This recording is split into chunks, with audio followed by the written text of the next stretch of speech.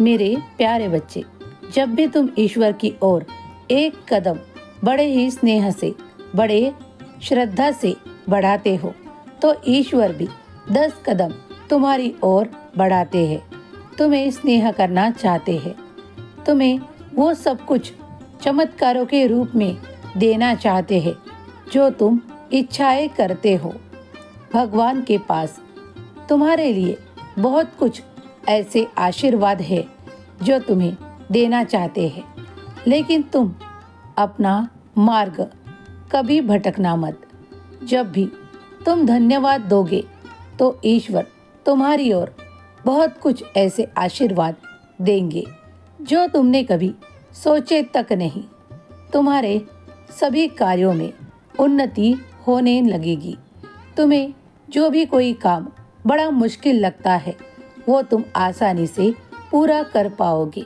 अगर तुम किसी की सहायता बड़े ही मन से, पूरे अच्छे मन से करते हो और उससे कोई अपेक्षा नहीं रखते, तो वो कार्य भी ईश्वर से नहीं छुपता और ईश्वर उसे देखकर तुम पर और भी प्रसन्न होकर तुम्हें ऐसा अलौकिक आशीर्वाद भी देना चाहते हैं जो तुमने कभी सोचा तक नहीं होता।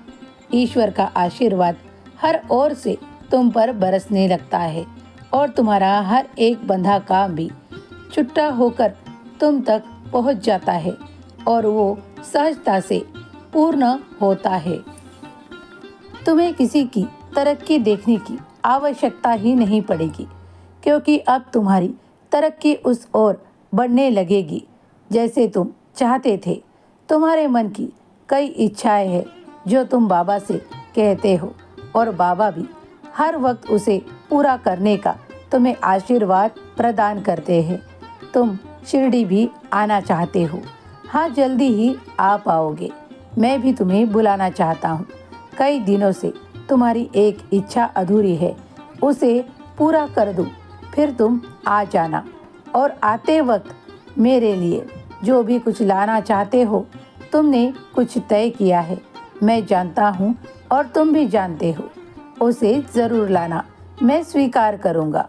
तुम्हारे लिए सब कुछ अब सरलता से होता नजर आएगा। तुम्हारा जीवन सरलता से भरा होगा। कई संघर्ष कम होते नजर आएंगे। हाँ, बाबा का यही आशीर्वाद तुम पर और तुम्हारे सारे परिवार पर है। मन की सभी शंकाओं को बाहर करो।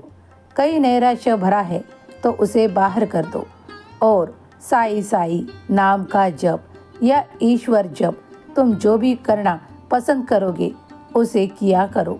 तुम आध्यात्म की ओर भी बढ़ते चले जाओगे। हमेशा सुखी रहो। तुम्हारा कल्याण होगा।